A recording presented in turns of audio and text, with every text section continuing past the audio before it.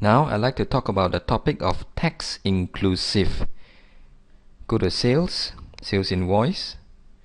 If you look at this invoice, you will see that there is two items that is of the same code, same quantity, same unit price, but they will end up with a different sales subtotal. The reason is item number 1 use the regular tax calculation of 100 ringgit multiplied by 6%. You get a 6 ringgit tax, and therefore add up together is 106. But on item number 2, the 100 ringgit itself is the net sales value that is already included tax.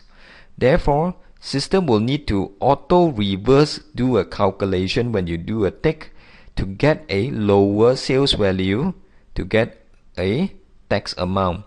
The reason is because clients still require to pay tax on tax inclusive. It's merely the business reduce the sales value to absorb the tax amount for the client so that the client will get the 100 ringgit as a net sales value. How does it look like in the invoice?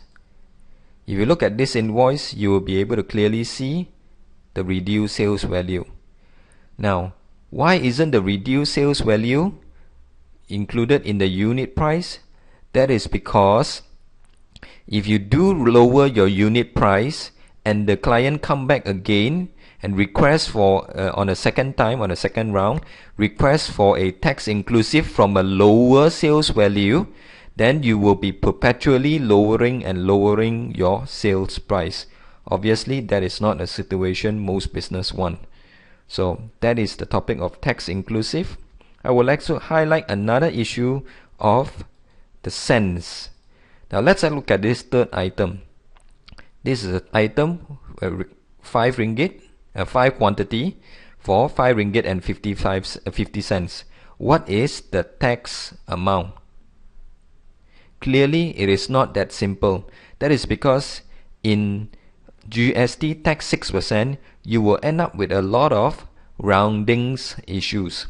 There is a lot of cents behind it.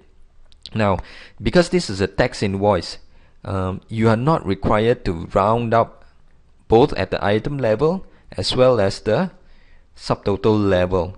Therefore, you can print out as it is. But if you are doing a manual calculation, this will become very, very difficult. So we encourage client to look into SQL account to solve your billing and invoicing problems.